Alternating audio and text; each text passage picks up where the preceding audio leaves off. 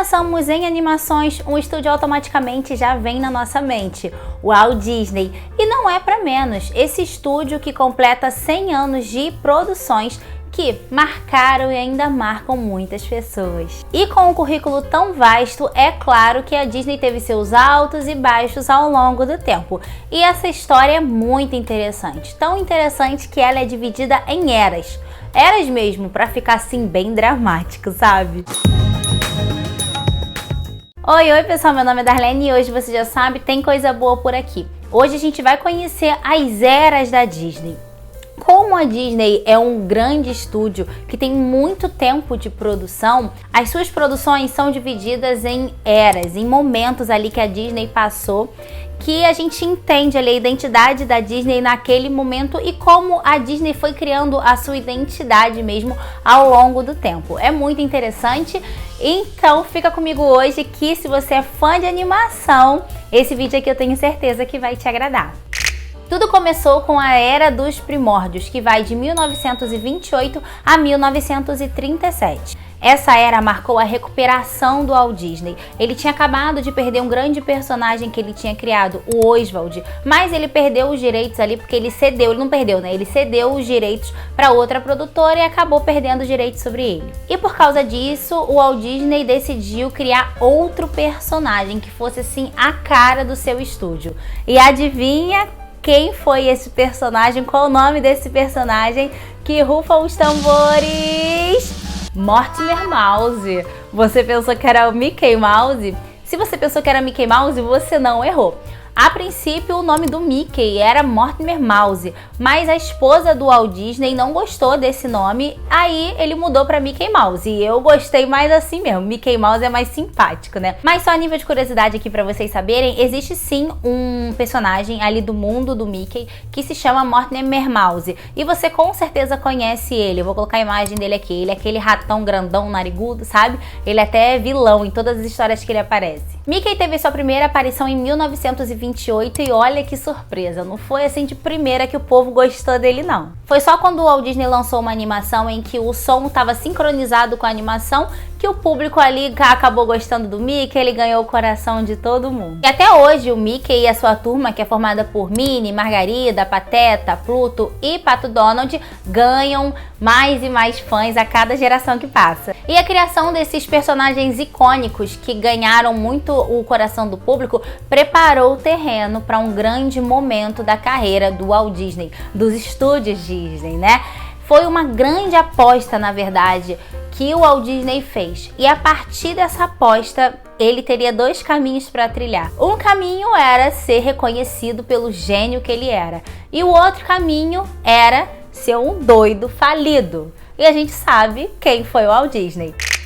Essa grande aposta do Walt Disney, que ele injetou muito dinheiro e que levou um grande processo criativo, que rompeu barreiras na produção de animações, foi a Branca de Neve e os Sete Anões. E agora começa a Era de Ouro da Disney, que foi de 1937 a 1942. E ela não é chamada de Era de Ouro à toa, né? Nessa época foram lançadas animações que são assistidas até hoje. Gente, olha a época, de 1937 a 1942. E as animações lançadas nesse período são assistidas até hoje. A gente já tira aí pela Branca de Neve, mas não só ela. Pinóquio, Dumbo, Fantasia e Bambi fazem parte dessa Era de Ouro. Mas naquela época, pasmem, só Branca de Neve e Dumbo tiveram um sucesso relevante com o público, comercialmente falando. A Era de Ouro, ela marcou tendência no processo de produção que essas animações criaram, e não necessariamente ali com o público. A Branca de Neve e os Sete Anões criou um gênero que faz com que a Disney seja conhecida até hoje, né? Que são os contos de fadas. Com grandes vilões, musicais marcantes, a Disney foi criando a sua identidade. E esse tipo de animação é bem característico dela até hoje.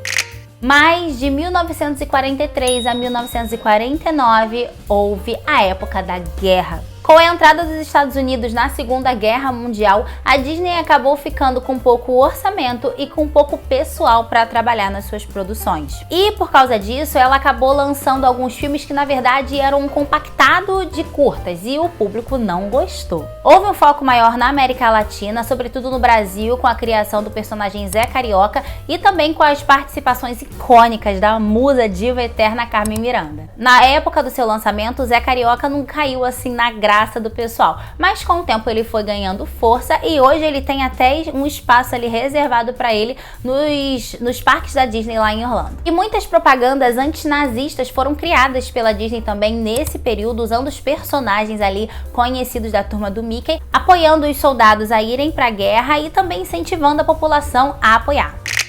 Gente, tá chovendo, esse barulho aí, se atrapalhar, me desculpa, eu vou falar assim, vou tentar na edição limpar o máximo possível.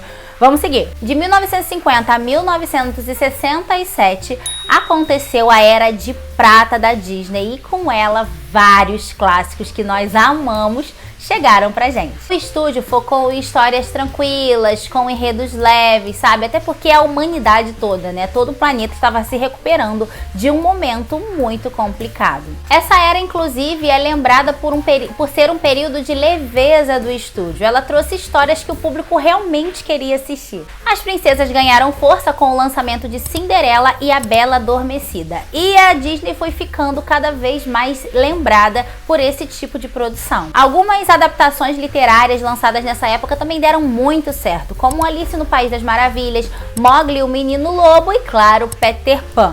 Além dos animais falantes de 101 Dálmatas e Adão e o Vagabundo. Nossa, só coisa boa! Nessa época, o estúdio aprimorou técnicas que ele tinha usado na Era de Ouro na produção ali das suas animações. E acabou trazendo pra gente muitos e muitos clássicos, mas essa época aqui é marcada por uma coisa muito triste. Mowgli o Menino Lobo foi a última animação em que o Walt Disney pôde produzir, fez parte da sua produção, porque ele acabou falecendo durante a produção dessa animação e dali pra frente muita coisa mudou na Disney.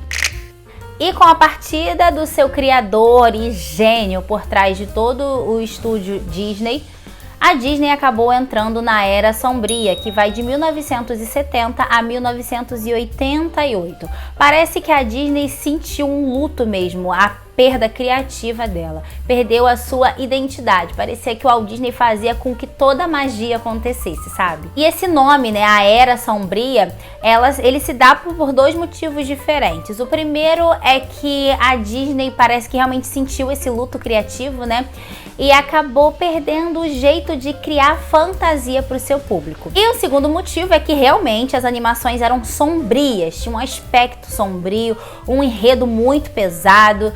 Então ficou marcado assim negativamente as produções lançadas nessa época. As animações dessa época não agradaram o público e muitas delas, a sua maioria, não foi perpetuada no imaginário de todos. As animações dessa época são Aristogatas, Ursinho Pooh, As Peripécias de um Ratinho Detetive, O Caldeirão Mágico e O Cão e a Raposa. De todas elas, a única que fez um sucesso relevante ali foi As Peripécias de um Ratinho Detetive, mas que com o tempo ela não ficou marcada como um clássico. Então essa Era Sombria, ela ainda é muito marcante porque nenhuma das suas produções, só Ursinho Pooh, que com o tempo ele caiu ali nas graças do pessoal e faz parte agora da cultura pop, mas nenhuma dos seus lançamentos ficaram marcados assim como um clássico para o público. Então realmente foi uma época muito difícil para Disney, né? Realmente, se você parar para pensar, você revisita alguma dessas animações atualmente?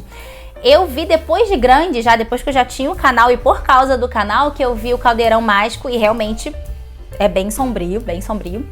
E As Peripécias de um Ratinho Detetive, que ele tem um momento assim, que ele tem um marco na história muito interessante, porque ele foi bem de bilheteria, que a Disney teve dinheiro para investir num novo clássico que ela ia lançar e ia sair dessa Era Sombria aí e entrar na minha era preferida, que é a que a gente vai falar agora, que é a Era da Renascença, que foi de 1989 a 1999.